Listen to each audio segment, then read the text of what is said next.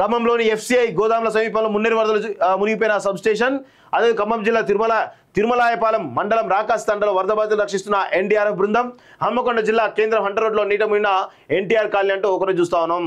So 12 గంటల నరకయాతన వరద నీటిలో చిక్కున్న ఆర్టీసీ బస్సు శనివారం రాత్రి నుంచి అందులోనే 46 మంది లారీ డ్రైవర్ సాయంతో సురక్షిత ప్రాంతానికి వరంగల్ జిల్లా నెక్కొండలో గట్ట అంటూ చూస్తా ఉన్నాం. సో 46 మంది ఆర్టీసీ బస్సులో చిక్కుకొని 12 గంటల పాటు పాపం ఆందోళనలో ఉన్నట్టు తెలుస్తా ఉంది. సో భారీ వర్షం, ఉరుములు, మెరుపులు కళ్ళెదుటే రోడ్డుపై పొంగి ప్రవహిస్తున్న నీళ్లు, ఉన్న చోటు నుంచి కదలేని పరిస్థితి, తిండి లేదు, నిద్ర లేదు, రేపటి చూస్తామో లేదో తెలియని భయం. వరంగల్ జిల్లా నెక్కొండ మండలం వెంకటాపురం గ్రామ శివార్లో వరద నీటిలో చిక్కుపోయిన ఓ ఆర్టీసీ బస్సులోని ప్రయాణికులకు ఎదురైన భయానకమైనటువంటి అనుభవం ఇది.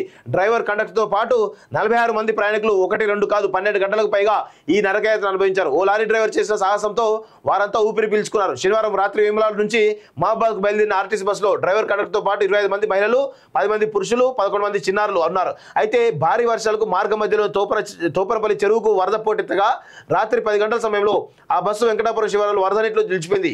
చీకటికి తోడు వర్షం వల్ల డ్రైవర్ బస్సును నడిపే ధైర్యం చేయలేకపోయాడు. దీంతో ప్రయాణికులంతా ప్రాణాలు అరచేతిలో పెట్టుకుని సాయం కోసం ప్రయత్నిస్తూ ఎదురు చూశారు. ఈ విషయం తెలిసి నెక్కొండ పోలీసులు, వెంకటాపురం ప్రజలు ఘటనా స్థాయికి చేరుకున్న వరదను దాటి బస్సు వద్దకు చేరుకోలేకపోయారు. 1/2 కిలోమీటర్ దూరంలో ఆగిపోయిన పోలీసులు దూరం నుంచి ప్రయాణికులు ధైర్యం చెప్పారు. ఇక ఆదివారం ఉదయం రైల్వే సిమెంట్ స్తంభాల లోడ్లో నెక్కొండలో నిలిచిన లారీని చూసిన పోలీసులు సాయం కోసం డ్రైవర్తో మాట్లాడారు. దాంతో రంగంలోకి దిగిన సూర్యాపేట జిల్లా కోదాడకు చెందిన లారీ డ్రైవర్ రాము తన లారీని చాకచక్యంగా బస్సు వద్దకు తీసుకెళ్లాడు. ప్రయాణికులను లారీలో ఎక్కించుకొని ఒడ్డుకు చేర్చాడు.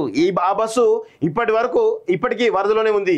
ఆదివారం ఉదయం ఘటనా స్థలికి చేరుకున్న జిల్లా కలెక్టర్ సత్యశారద, ఎమ్మెల్యే మాధవరెడ్డి ప్రయాణికులను వెంకటాపురం పాఠశాలకు తరలించి అల్పాహారం, దుస్తులు అందించారు. అనంతరం నెక్కొండలోని ఓ పాఠశాలలో ప్రయాణికులందరికీ భోజనం అందించిన తర్వాత ఇళ్లకు పంపించారు. అలాగే ప్రయాణికులను రక్షించిన లారీ డ్రైవర్ రామును కలెక్టర్ అభినందించారు అంటూ చూస్తా ఉన్నాం. సో చాలా ఎమోషనల్ థింగ్స్ కనబడతా ఉన్నాయి. సో మానవత్వం ఎక్కడో ఉండదండి. మానవత్వం అనేది ఇలాంటి పరిస్థితుల్లో పెద్ద ఎత్తున బయటపడుతుంది.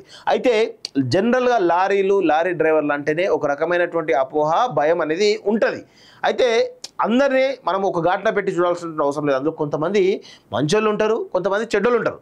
కానీ లారీల విషయంలో చాలా పెద్ద ఎత్తున ఎప్పుడైనా కానీ ప్రజలకు ఒక రకమైనటువంటి ఆందోళన, భయం అయితే ఉంటుంది.